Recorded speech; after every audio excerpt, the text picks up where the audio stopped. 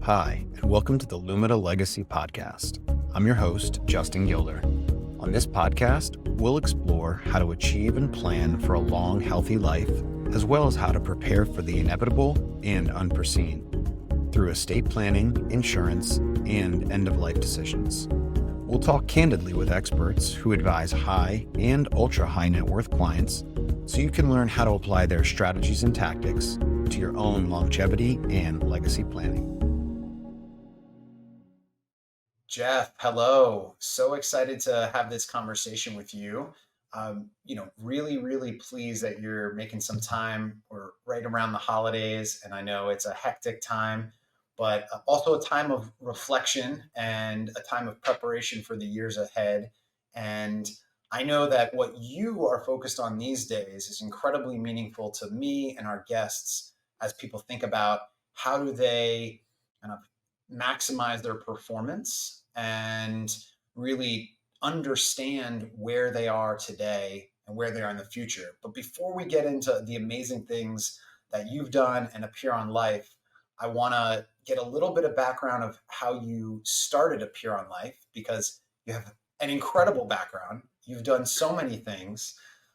Early investor and board member in things like TiVo, which is just an incredible early stage venture investment. And decades later, you're still leading the front edge. You've got businesses with LL Cool J, with Ben Affleck. You're launching more businesses than I can imagine, and you've got limitless energy. So I'm excited to hear how you have done so much and would love to hear a little bit of your background to dive in and understand what brought you to here and then what led you to start Apeiron Life.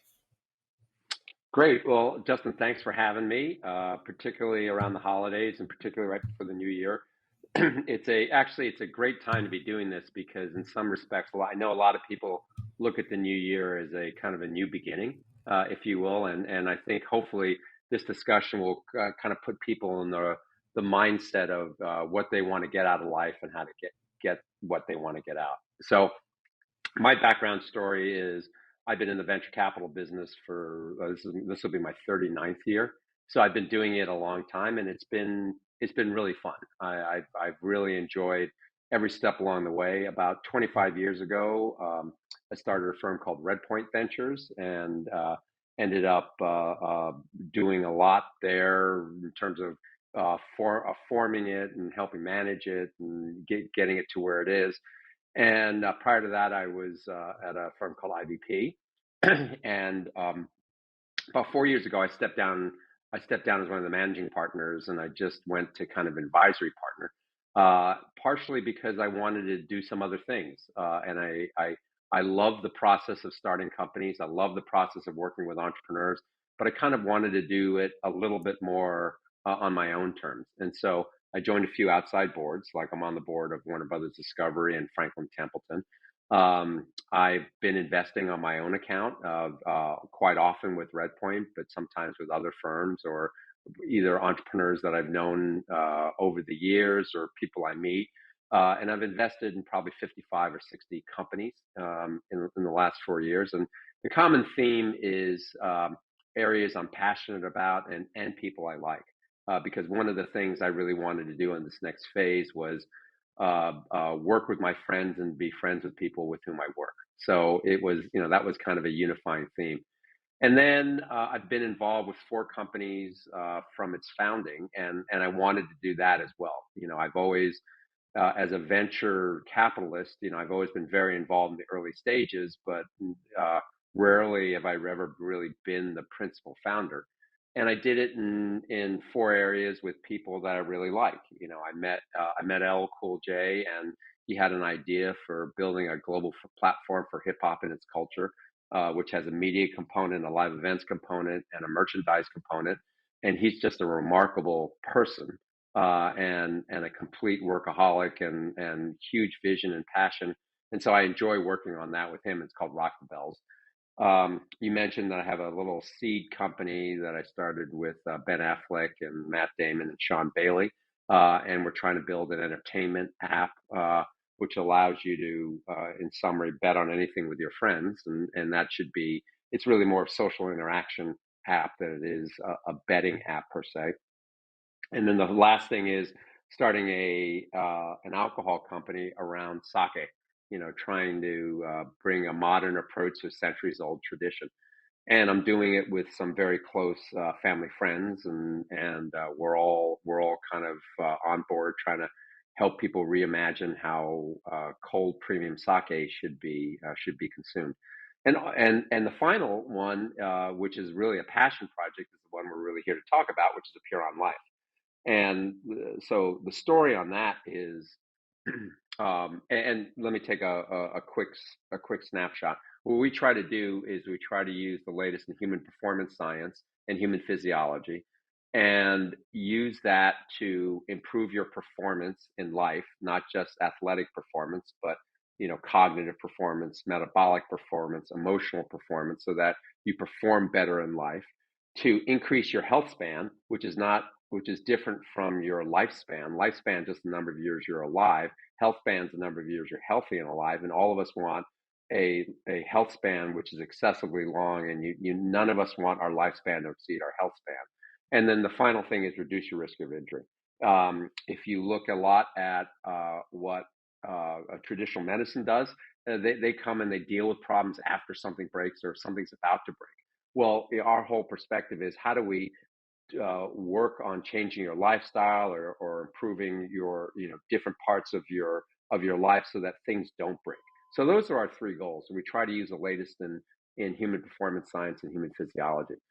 How I got to it was very related to, I joined the board of the US ski team in 2002, and I got involved with the with Team USA, the US Olympic Committee, in 2010.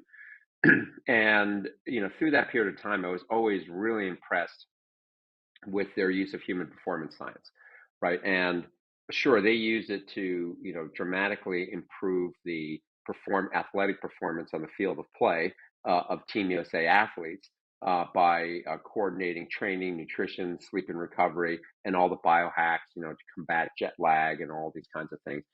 And I looked at the approach and I thought, God, this makes a lot of sense to me. I'm from Silicon Valley. Why wouldn't I want to use science and technology to improve my life? I may not be an Olympian looking to win a gold medal, and it may not be to just improve my athletic performance, but I can use all the same approach of coordinating training, nutrition, sleep and recovery, and hacks. Why can't I use it to kind of improve my life, right? And I was always at that stage where, I'd say in my 30s and 40s, I was really driven toward, my career and family, and I'd always say, if I had the time, I'm going to focus on my health, but I'll do that later. I'll do that later. And at some point, you start saying, hey, there aren't that many laters. And if I don't start focusing on it now, some of the things that you encounter may be too late.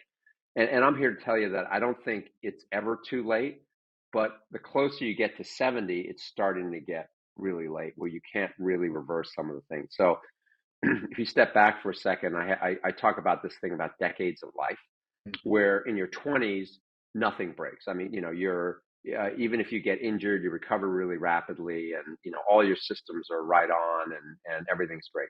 In your 30s, you may get nicked, but you recover really rapidly.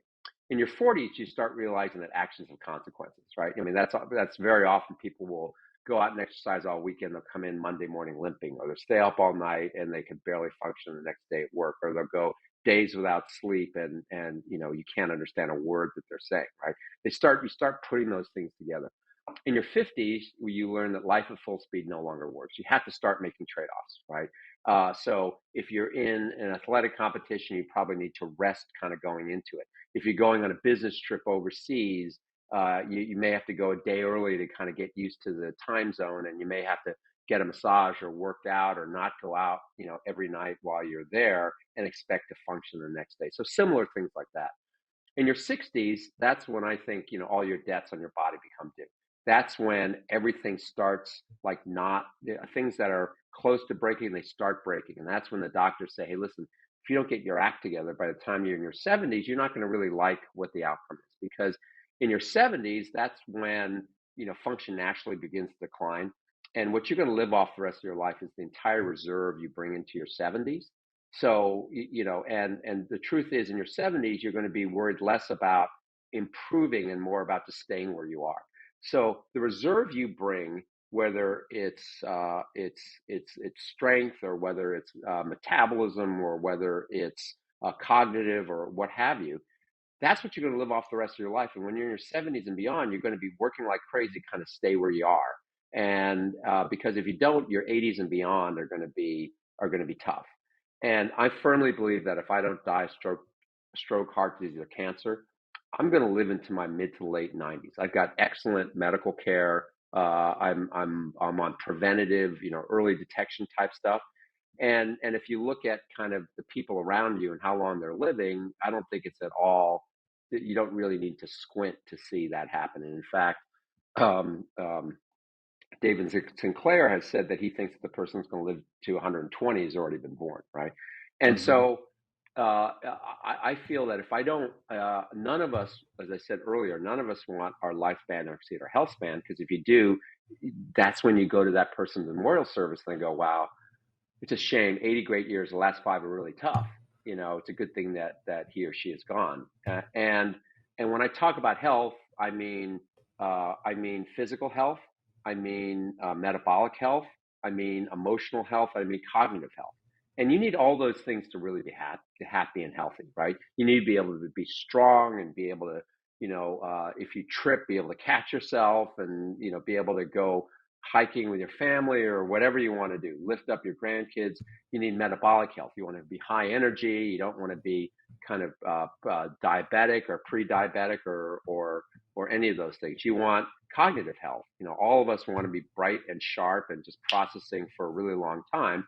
And then you need emotional health. And those are things that all of that can be managed holistically. So that's what we do. We do this not for high performing athletes, but we do it for what I call high performing individuals. Everyday people that want to get the best out of life. And the interesting thing is that most of our clients, and we're based in Silicon Valley primarily for the in-person service, but we also are starting to do what we call powered by deals, where we're enabling partners to be able to perform assessments in remote geographic locations, as well as kind of take care of people. But what we do is we do a very detailed assessment on you. We'll look at your blood work, we'll look at your body composition, we'll look at your movement and your flexibility, we'll look at your strength on different muscle groups, we'll look at your aerobic capacity through VO2 max and lactate recovery. And then we'll talk to you about what your goals are and how, what success looks like, and then what you're willing to do and not willing to do. We'll also talk to you about how you eat, how you think about eating, how you sleep, how you think about sleeping. And after we take all that, we kind of crunch the information through a knowledge model and through our team of experts, and we will give you a set of we'll tell you where you are. We'll tell you where you are relative to normative standards, and then we'll tell you what our recommendations would be and how to go about doing it. That's the assessment part. We also have an engagement part where we will actually help manage you achieve those things. And so we'll encourage you to wear wearables so that we can kind of see what's going on. We'll encourage you to download the app so that the information from the wearables can go into our platform, so that our team can essentially provide a remote mission control function by seeing kind of what's going on. And by that, I mean how you're sleeping, what your weigh-ins are, what kind of workouts you're doing, that type of thing. And then we'll give you, and the app will also give you kind of recommendations on what you should be doing, as well as housing all your test results and what we call nuggets of knowledge. We do these drops, information drops every couple times a week, so that people get a better understanding of why this is important. Why is sleep important? How does high intensity interval training work? What's the importance of blood glucose? Those types of things. And so once you're on that program, we can also manage your services. So your training services, massage services, acupuncture, yoga, Pilates, all the different aspects to be kind of 360, including brain training and sleep consults and micro gut biome type stuff, even some sports specific motion type stuff. Like we have golf programs, and we can help people with hiking and tennis and stuff like that. So I'm sorry that that was so long-winded, but that's basically kind of in a nutshell how we got here. No, that's an incredible overview. So many areas I want to dive in. You talked about this dividing health into four distinct dimensions: cognitive, metabolic, emotional, and physical. Could you talk through each one of those from the intake perspective? So it's easier, I guess, for me personally to understand the physical assessment. How do you work through those four dimensions from an intake assessment perspective to help clients know this is where I am today in these dimensions of Yeah. health? So some of it is through blood work. So Hmm. we do a very detailed lipid metabolic panel. So we'll look at all your healthy heart and cardiac markers. We'll look at how your body produces and regulates glucose and insulin and all the fundamental minerals, that you need. We'll look at and so it's a lot of blood. It's like 13 vials of blood, but we do a very detailed metabolic panel. Then we look at your aerobic capacity through a gas exchange mask on a graduated treadmill, which looks at your ability to clear CO2 out of your blood, which gives you a figure known as VO2 max. And there's a lot of correlation about VO2 max versus longevity. As you might expect, VO2 max tends to also be correlated with people who are fitter, but there's a high correlation of VO2 max and longevity. And we'll also do it with something called lactate recovery, which is looking at your lactic acid, in your blood, and how your body's ability to clear lactic acid from your muscles. Because if your lactic acid starts filling all your muscles and your body can't clear it, your muscles will basically shut down. So it's a measure of aerobic capacity, and it's something we can work on. With regard to cognitive, uh, uh, we have these headsets, VR goggles, where you do a whole bunch of eye tracking type stuff and reflex type stuff to get a baseline. It's harder to look at it really on an absolute sense, because almost all of our clients will score Mm. above normal. But you're kind of doing it as a baseline to kind of see how things change as you age. And there are ways to actually work on some things. We also do memory type stuff. And so, as you probably know, there are all sorts. There are brain training things you can do to improve eye tracking, to improve memory, to Hmm. to even create new neural pathways, that kind of stuff. Um, and then emotional is really more a gauge of how do you feel and how happy you are.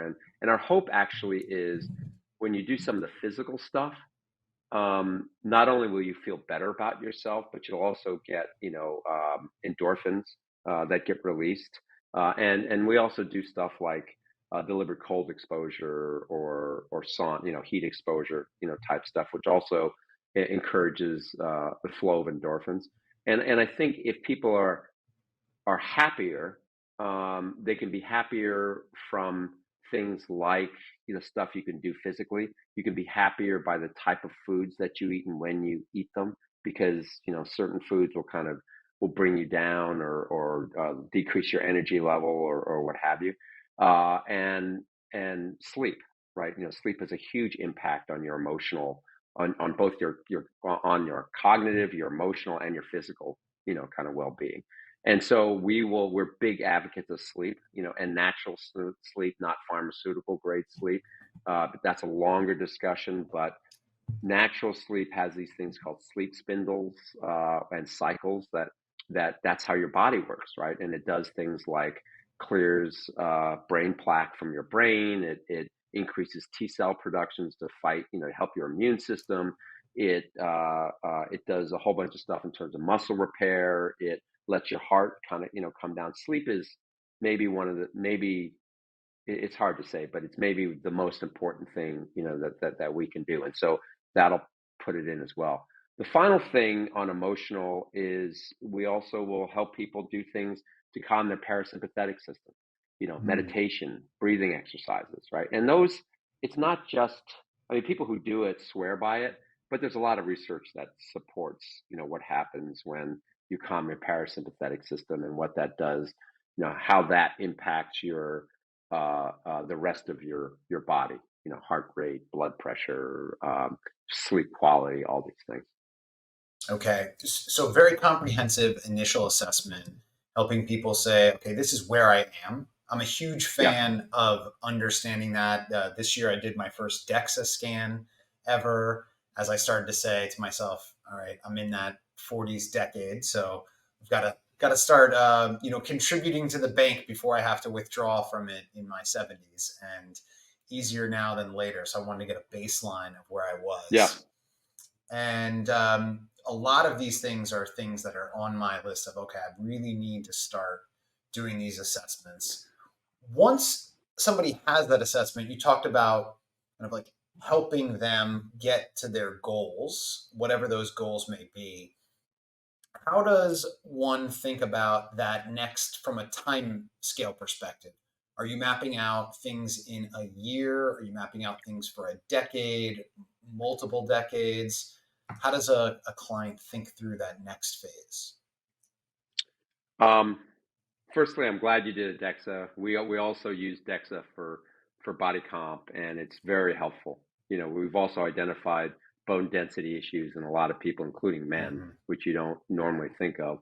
But a lot of people want to quote unquote lose weight, and what they really mean is, in general, they want to lose visceral fat because that's the fat that will ultimately kill you. But most people don't really want to lose lean mass, right? They want to be toner, more tone, stronger. And so, really, what they mean generally is they want to increase lean mass and lose visceral fat, right? And you can measure that on a DEXA scan.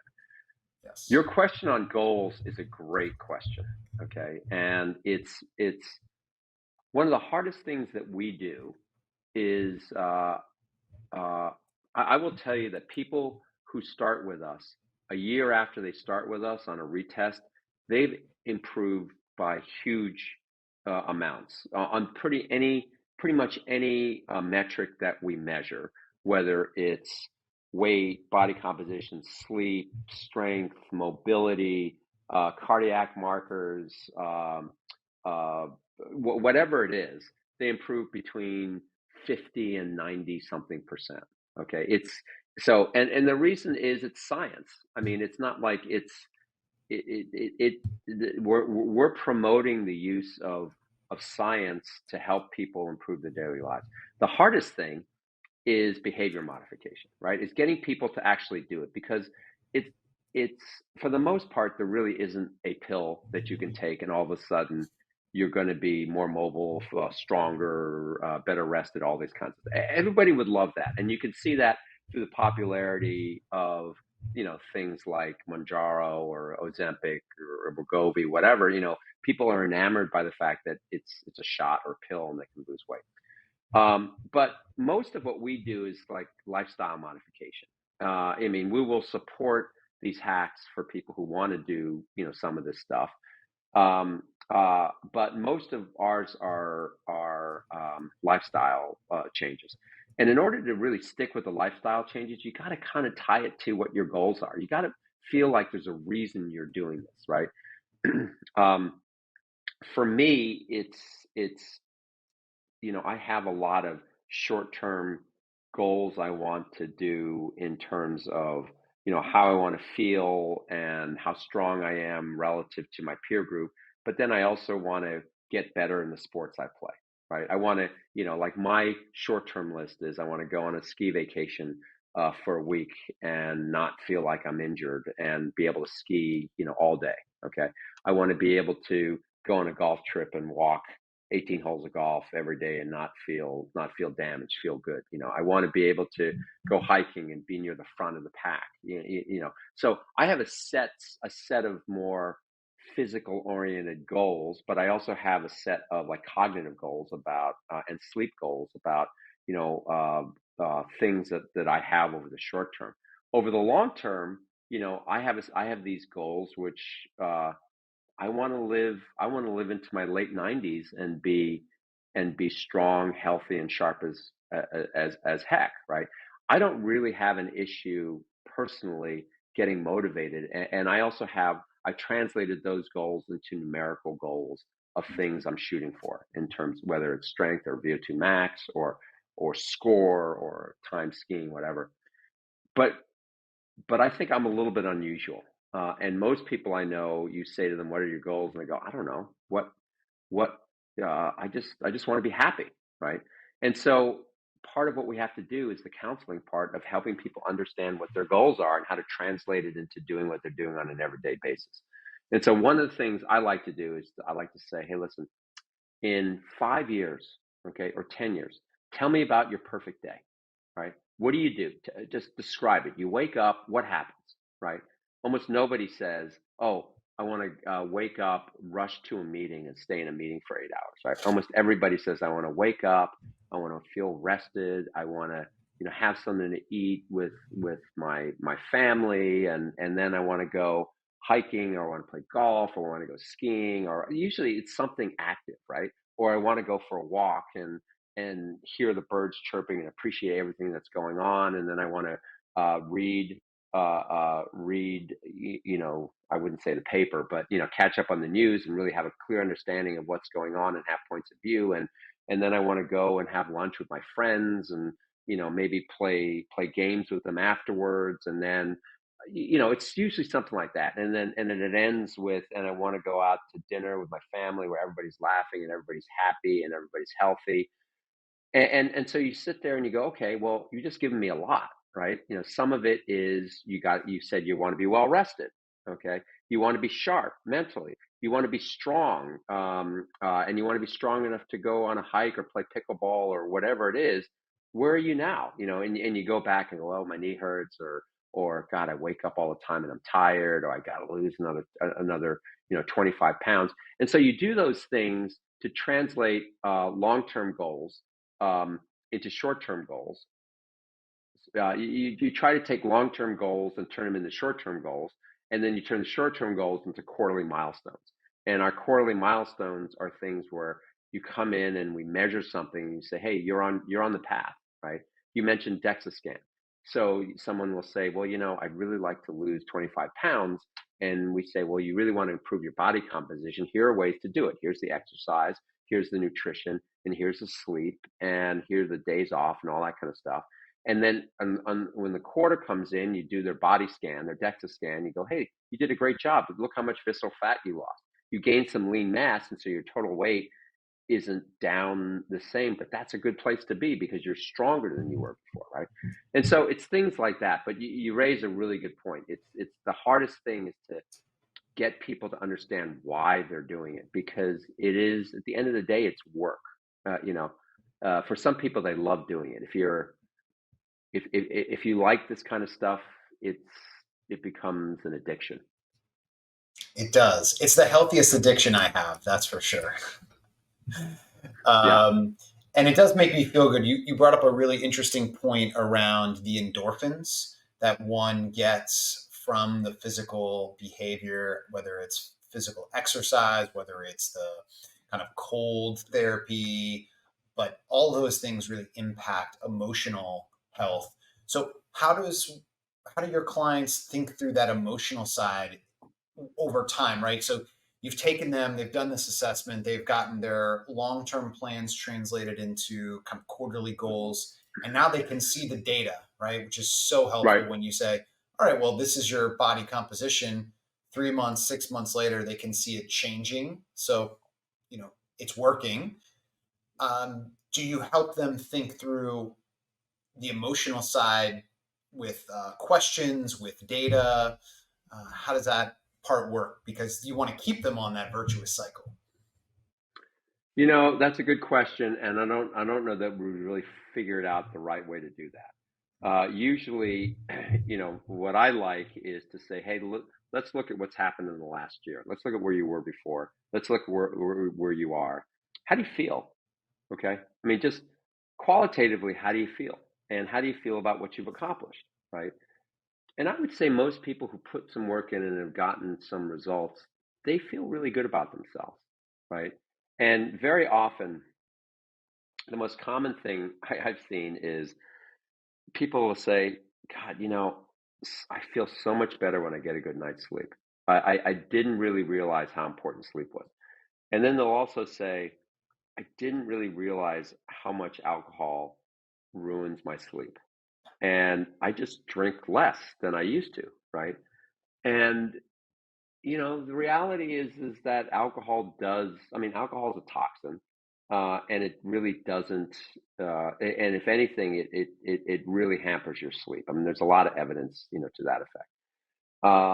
And we're not trying to be kind of prescriptive over whether or not you should drink alcohol or not. But we're just trying to link what happens when you do it, and then what the effect is, and then you decide. It might be completely selfish. There might be some nights where you go, listen, I love drinking a lot of wine with my friends, and that makes me happy. Go for it, right? There might be times when you said, hey, I was kind of by myself. I didn't drink, and I slept really well. And I woke up the next day, completely clear headed, and I felt great. That made me happy. Go for it, right? But so back to your question, a lot of and I don't know that we do a good job of doing what you say because we're so data oriented that sometimes you need to step back and just say, okay, forget the data for a second. How do you feel?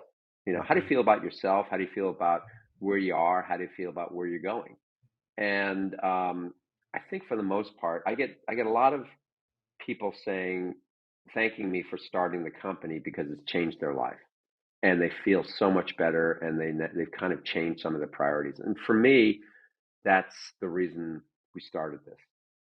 That's incredible. I have the similar sense in my own life, and then when I talk to folks, friends, family members, because I'm a early riser.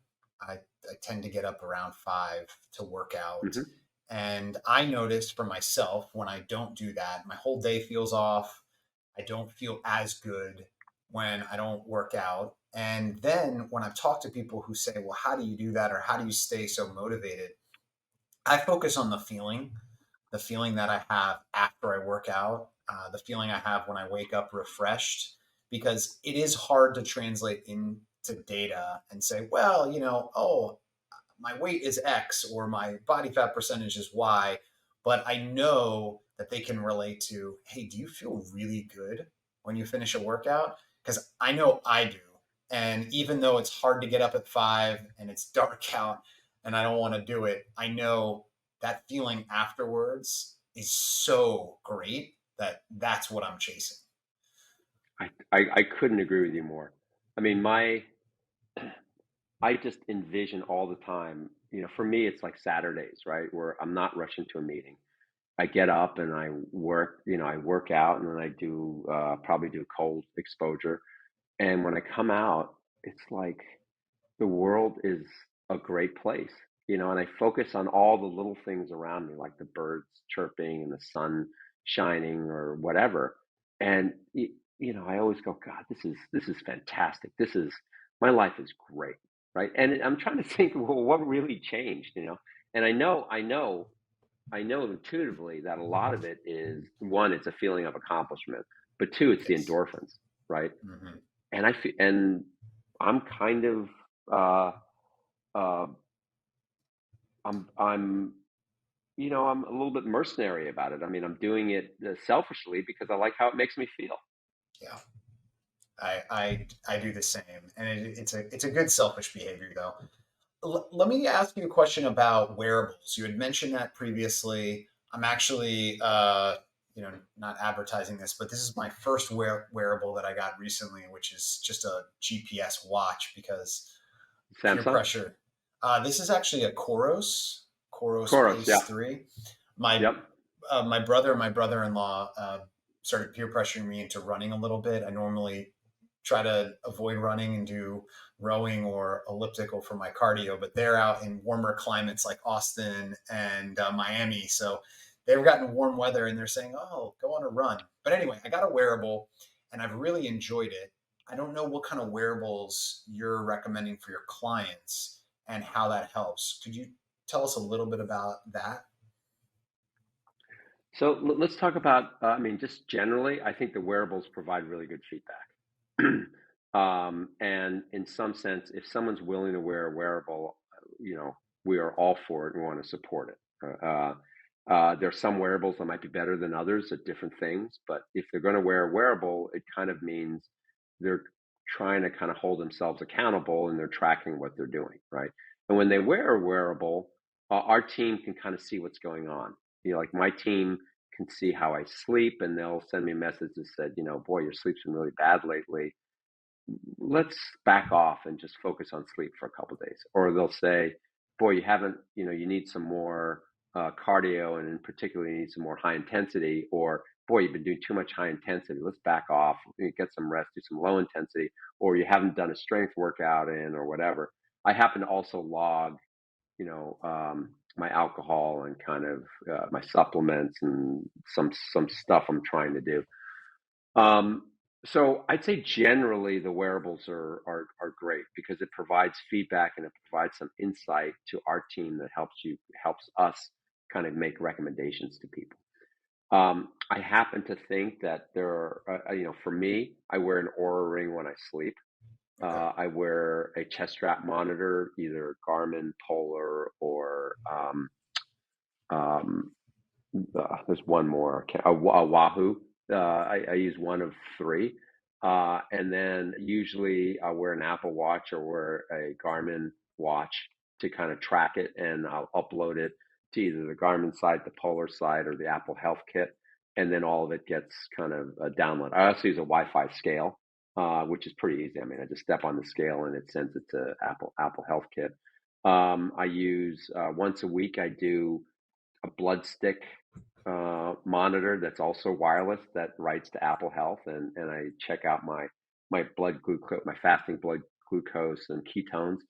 And I'm just trying to put data in that kind of makes me kind of tracks where I am. For the most part, one of the things I always do is I always try to predict what the numbers are based on how I feel.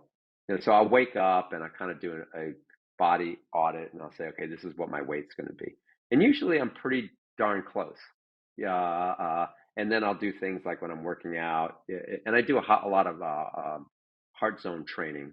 Okay. So I'm very deliberate, especially in cardio, on what I do. So when I do high intensity, I'm working in a certain zone, and I'm trying to do a hit protocol, a high intensity interval training protocol. When I'm in the lower one, I try to limit the max heart rate, and I want to do for at least 40 minutes. So I'm pretty purposeful on how I do my cardio training. And my resistance training is more, the muscle groups I'm working and how I'm doing it. Yeah. No, that's an incredible data set that you were able to derive from all of those wearables. That was one of the motivations for me in terms of heart rate training was to be more Yeah, deliberate about, yeah, hey, I need to get some zone two cardio. That was something that I had skipped for a lot of years because I was yeah. focused on weight training and realized I'm not attending to this area, but I didn't have the capability to say, well, now I'm in zone two and I can stay in it versus just feel so that it's helped me a lot. One of the things I've also found is that people need to really appreciate is you want to kind of keep your body guessing. You want to Hmm. a lot of things are great, but if that's all you do, one of the amazing things about your body is adaptation. Your body quickly adapts to what it sees all the time. And so a great example would be you go on the International Space Station, and this is what happens when people go for 6 months. Their ligaments tend to shorten, their tendons start beginning to dissolve, right? And their bone density decreases. It's because when you're in space, you don't need these things, right? And so some people will say, "Hey, I'm great. I do the elliptical every day for 30 minutes." Well, what'll happen is your body will get really efficient at doing the elliptical for 30 minutes every day, and the amount of signal that your body gets in terms of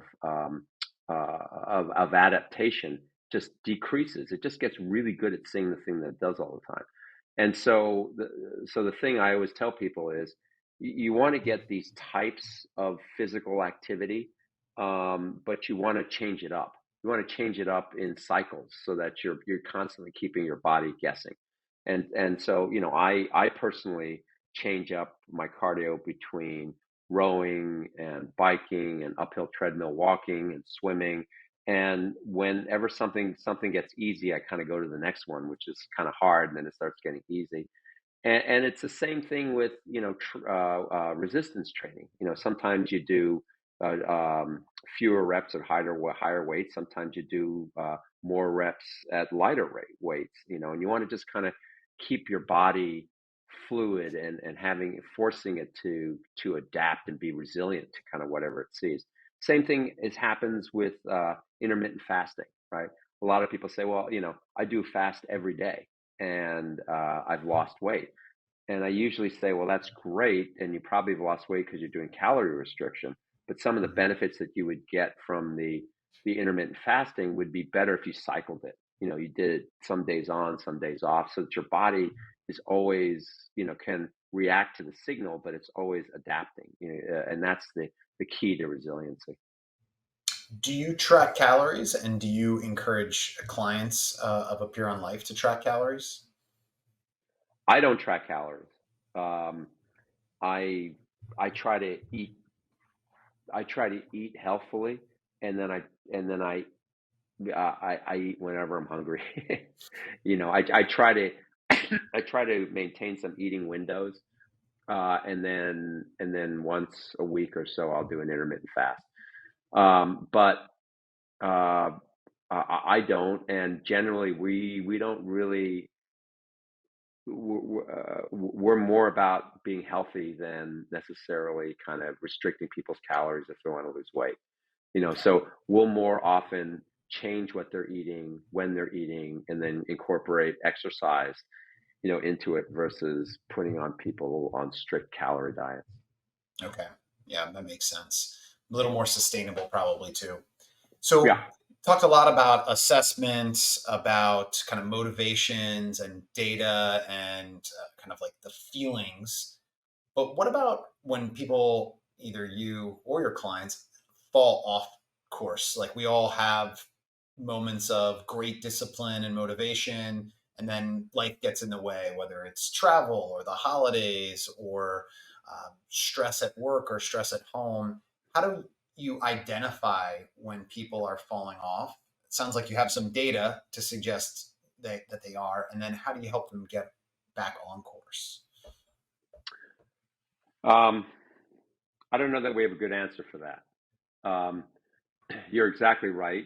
Life kind of gets in the way sometimes, and people lose habits. And the problem is the new habit becomes the habit. And so we got to get them back to the old habit. And usually, the ability to have some kind of milestone check-in is the best way to do something. So, like, we're starting the beginning of the year, right?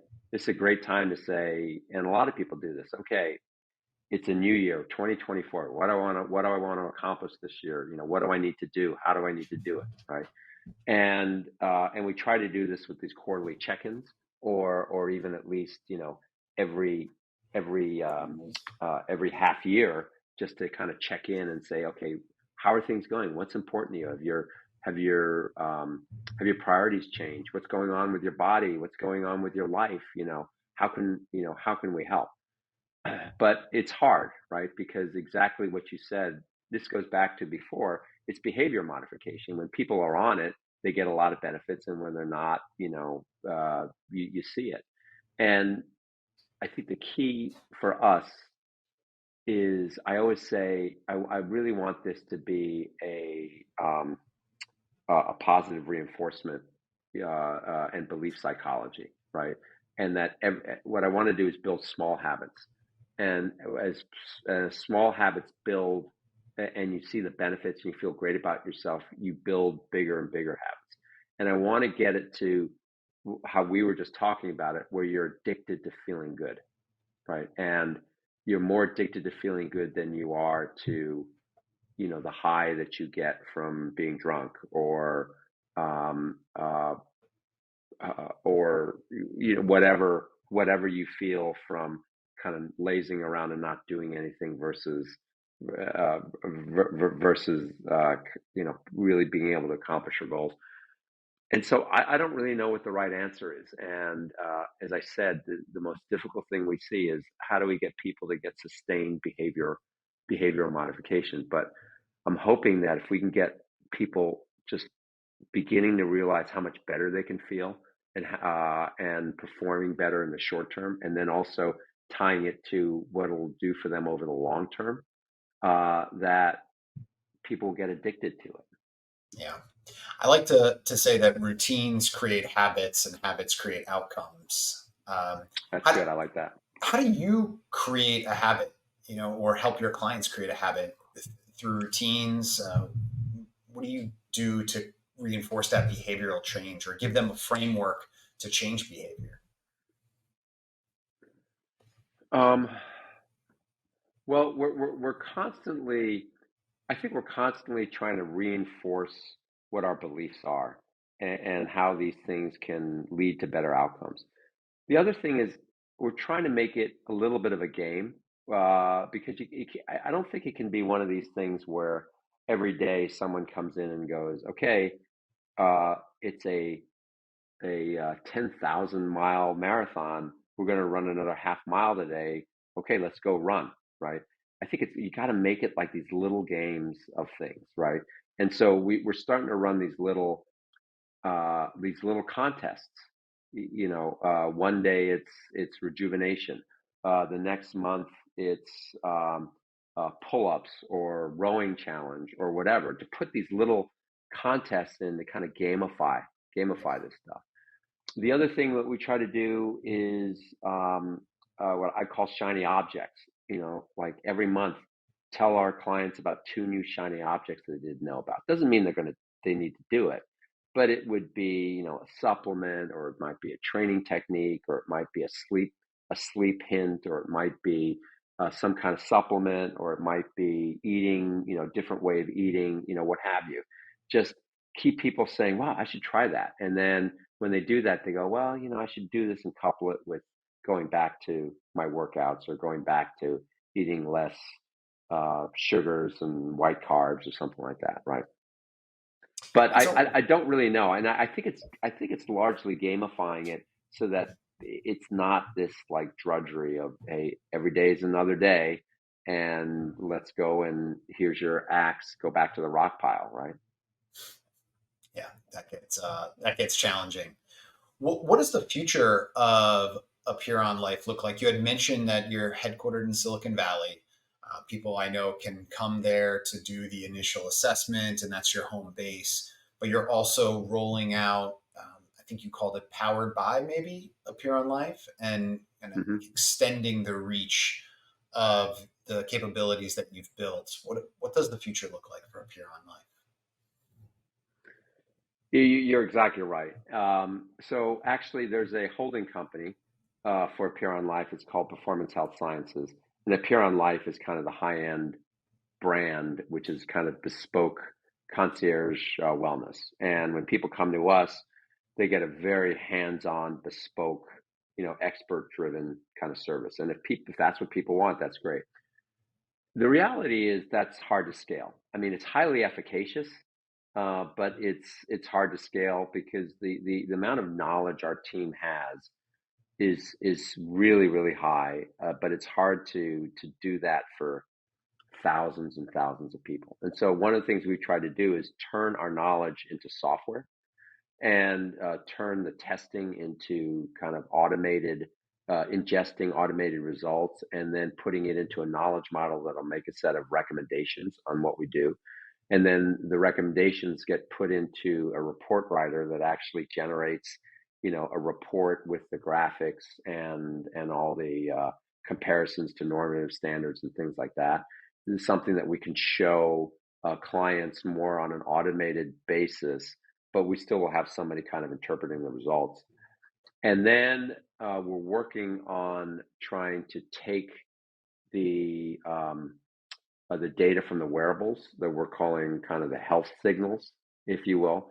And then based on the health signals and based on what your current state is, it goes through in something we're calling an adaptive coaching model that actually makes recommendations. So it'll look at where you are, what you've done, and then it will prioritize recommendations on what you should be doing the next couple of days.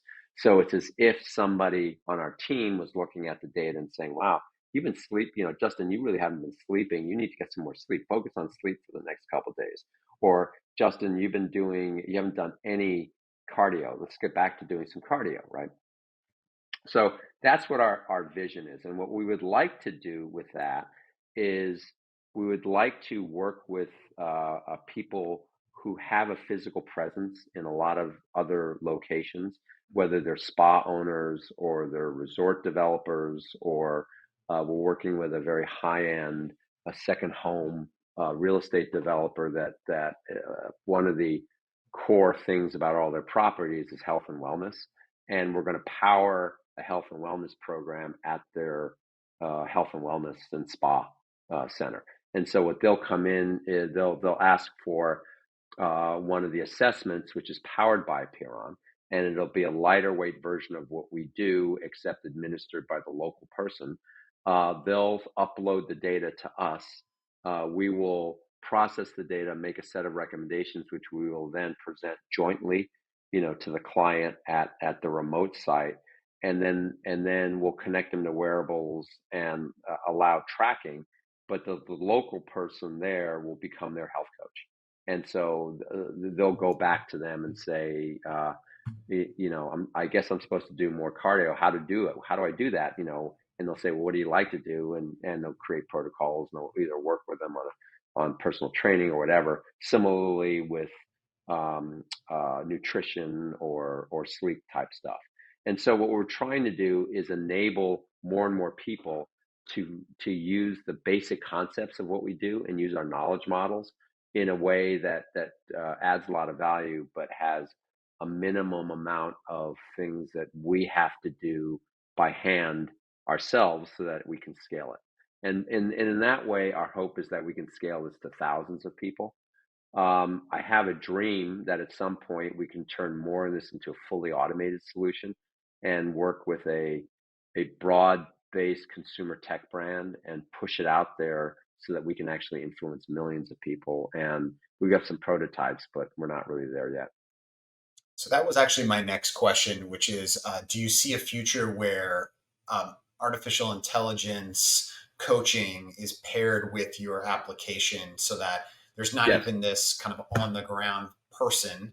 There's a digital coach that's connected into the data. yes. I think that's very viable. And for a lot of people at a relatively low price point, I Mhm. think we can provide a very high level of efficacy because interestingly, the level of knowledge of most people, I mean, even here in Silicon Valley, amongst the people that I would consider very highly educated, they're really not that educated when it comes to, human performance and human physiology. Um, and so I think we can get a long ways there on a fully automated solution that requires little or no human intervention. And it wouldn't be nearly as good, obviously, as a bespoke handheld, service. But I think you could get 50 to 60% efficacy, which for most people is a long way to getting to helping them achieve their goals. Even basic stuff like teaching people how to eat, and why whole foods are good, and why food quality is good, and why eating food out of packages is bad for you, and how it works, and how to get better sleep, and how to time what you eat, and what food to eat first to put in your colon so that your blood glucose stays more stable. I mean, these are basic kind of things that I can communicate to almost anybody, and it would probably have a lot of impact on their health and wellness. Yeah. You talked about how people who have experienced the bespoke Apeiron Life um, process have said you've changed their life and how good that makes you feel. And so can only imagine how amazing that feeling would be if you're able to touch millions of people through the technology you've built. And that's the vision. That would be amazing. It'd be a dream. It'd be a Yeah. dream. I'd be very, very happy. So, Geoff, thank you so much for sharing your expertise and insights into this wellness, concierge wellness, and performance enhancement. You've accomplished more than most people in the world. Uh, you really have. It's incredible to hear that you have four businesses that you started after stepping down from Redpoint Ventures as a managing partner, and have invested in, I think you said over 50 to 60 companies while you're launching these other uh, businesses as a co-founder and as a CEO of Apeiron Life. Given that vast and varied experience that you have, how do you think about legacy? This is the Legacy podcast. We like to think about how we will be remembered, but also how we will live our life. So a life worth remembering. What do you want to be your legacy? Wow, never really thought about it like that. I don't know that I really am driven by legacy as much as um, I really want to feel like I'm making a difference still, and I want to feel like I'm relevant. And one of the things, and that I have a sense of purpose. And I'm sure you've seen some of these documentaries, Blue Zone, people who live in the blue zones. But one of my big takeaways is a sense of purpose is really important. And I heard this stat recently about the incidence of all-cause dementia within 4 years of when people retire, and it goes way up, right? And I think part of it is that people, they don't have a sense of purpose, and they don't find themselves like having to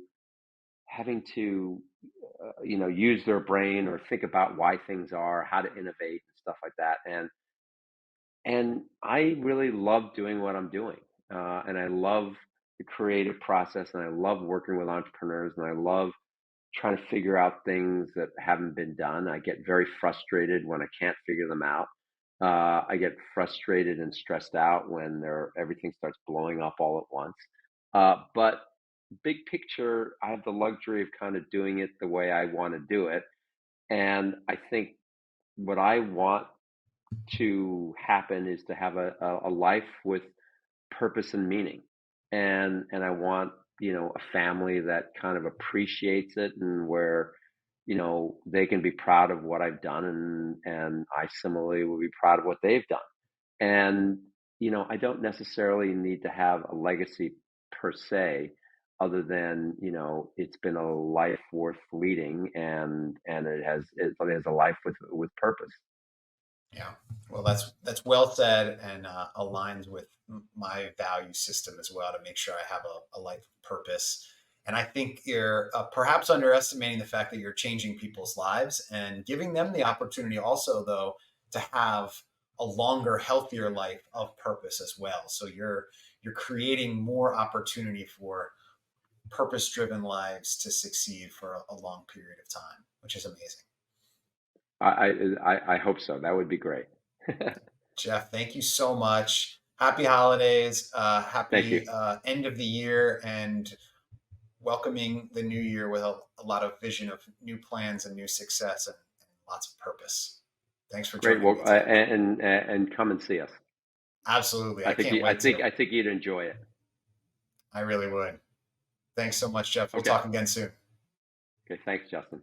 Bye bye.